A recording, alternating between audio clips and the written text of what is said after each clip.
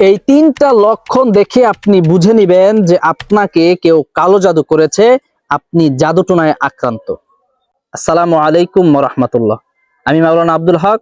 আজকে এমন তিনটা লক্ষণ আপনাদেরকে বলে দিব, যে তিনটা লক্ষণ দেখে আপনি বুঝবেন যে আপনাকে কেউ কালো জাদুতে আক্রান্ত করেছে বা আপনি জাদুটোনায় আক্রান্ত আছেন।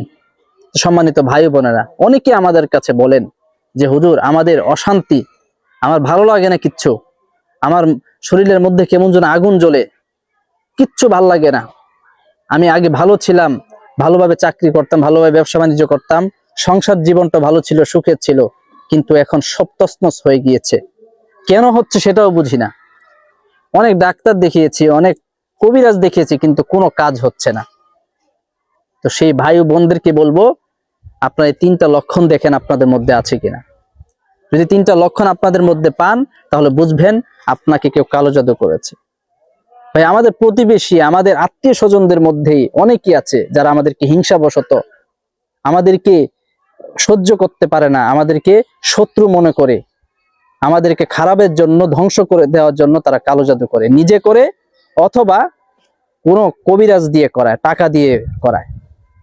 তো আপনারা জানেন, যদি কেউ, হাদিসের মধ্যে আসছে, যদি কেউ কোনো খারাপের, কাউকে ধ্বংস করার জন্য যদি কেউ কালো জাদু করে, নিজে করে অথবা টাকা দিয়ে করায়, যে করে, যে করায় এবং যে করে, দুইজনেই শুধু কবিরা গুনাহ নয়, বরং সবচেয়ে মারাত্মক গুনাহের মধ্যে সে লিপ্ত হবে। রাসূলুল্লাহ সাল্লাল্লাহু আলাইহি ওয়াসাল্লাম নিষেধ করেছেন এসব জাদুটোনা করার জন্য।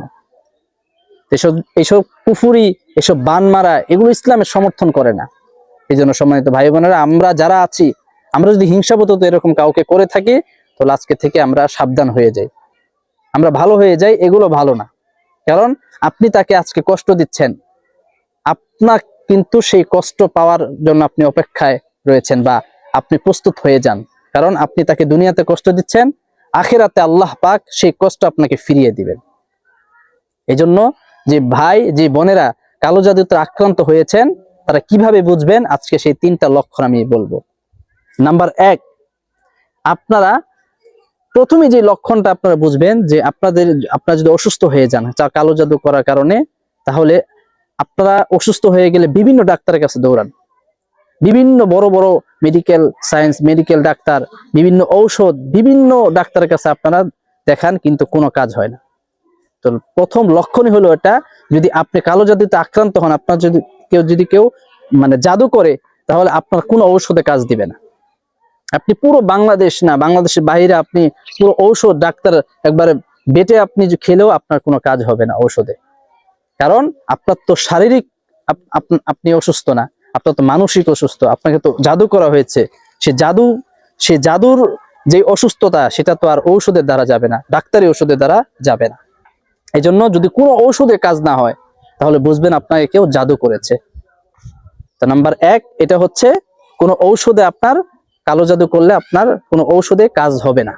যদি এটা হয়, তাহলে বুঝবেন আপনাকে কেউ কালো জাদু করেছে। নাম্বার 2, আচরণ বা আপনার মেজাজের পরিবর্তন হবে।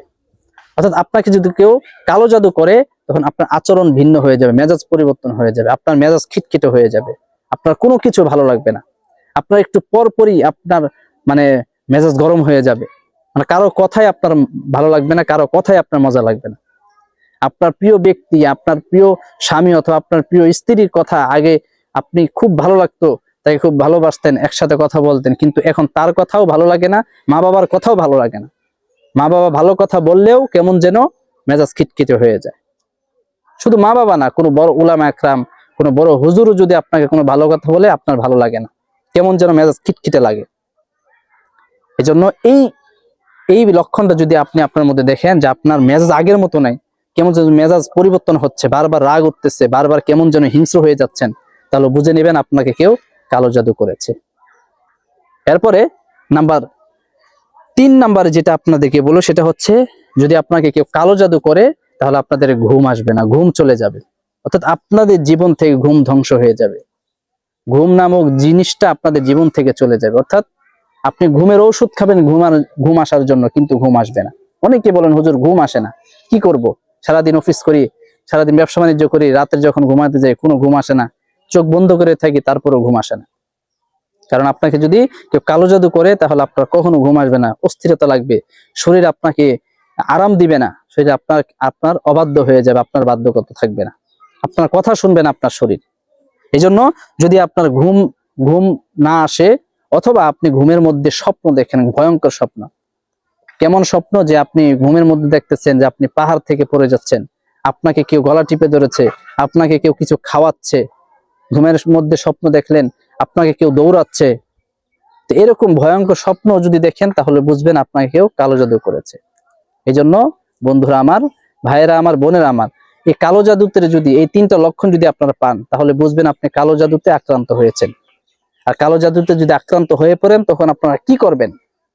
তৎক্ষণাৎ আপনার একটা আমল শুরু করে দিবেন, যেটা রাসূলুল্লাহ করিম সাল্লাল্লাহু আলাইহি ওয়াসাল্লাম সব সময় করেছিলেন।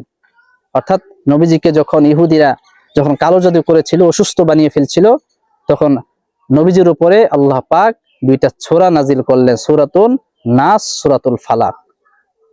কুল আউযু বিরাব্বিন নাস, মালিকিন নাস, ইলাহিন নাস, মিন শাররিল ওয়াসওয়াসিল খান্নাস, আল্লাযী ইউওয়াসওয়িসু ফি সুদুরিন নাস মিনাল জিন্নাতি ওয়ান নাস, সূরাতুন নাস।